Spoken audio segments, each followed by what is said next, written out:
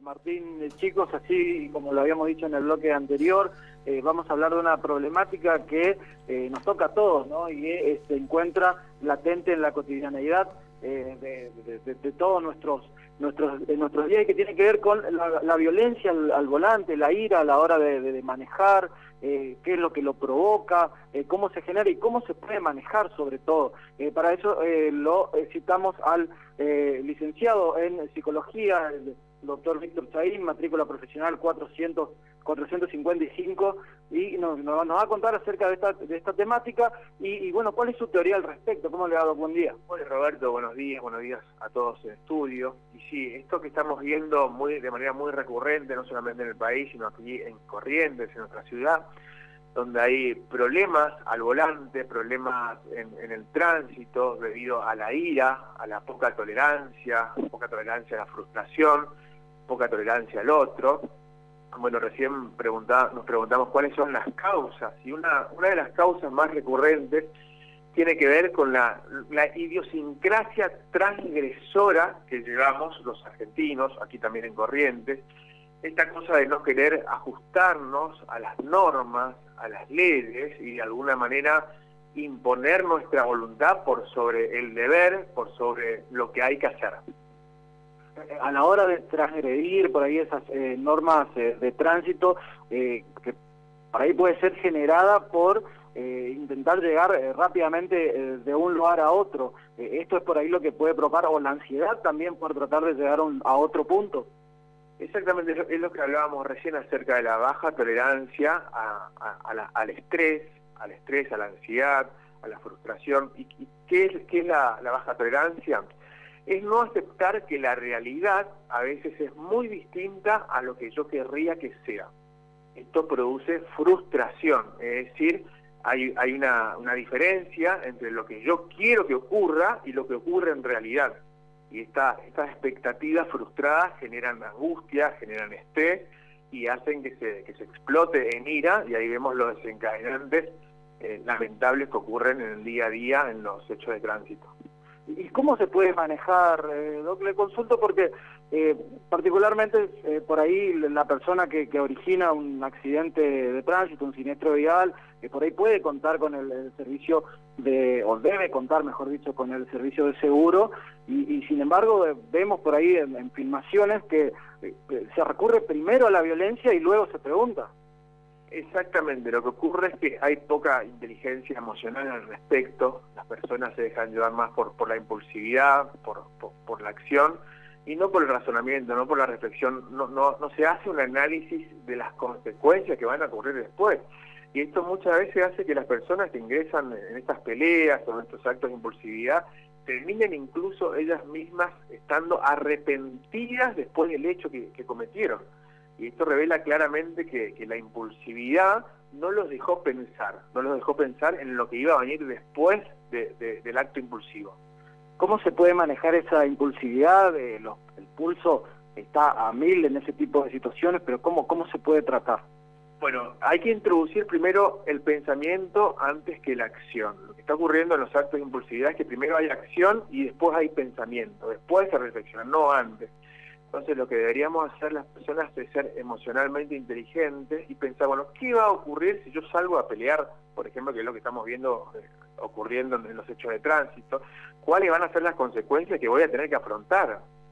Bien, entonces las personas deberíamos preguntarnos, interrogarnos más a nosotros mismos, ser más tolerantes, entender que la realidad a veces es distinta a lo que queremos y aceptarla, porque la no aceptación de los hechos concretos de la realidad nos lleva a ser caprichosos, nos lleva a querer imponer nuestros propios deseos, incluso por sobre el de los demás.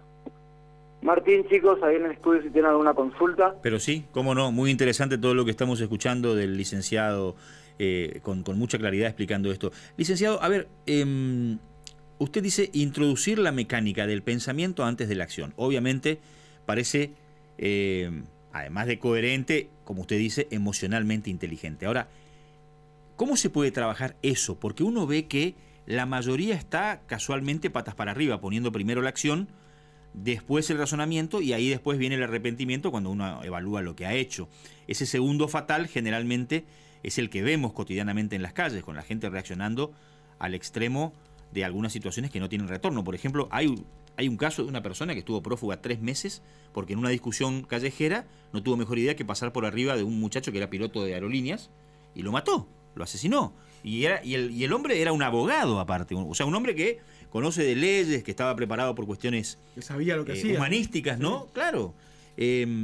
¿Cómo se ejercita eso? Si es que hay también alguna terapia y si es fundamental que todos se reconozcan personas, a ver, ¿cómo podría decirlo? Capaces de hacer esa locura y decir, yo no quiero caer en ese drama.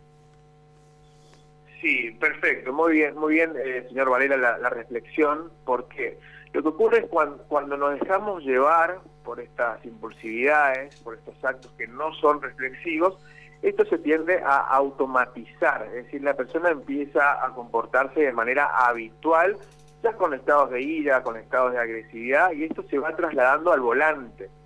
Esto se va trasladando al momento en el cual estamos en una situación de tránsito, toda esta agresividad con la que nos manejamos en la vida, también la proyectamos en esta situación, con los enormes riesgos que esto significa para la vida propia como para la vida de los demás también. Sí. Entonces, sí.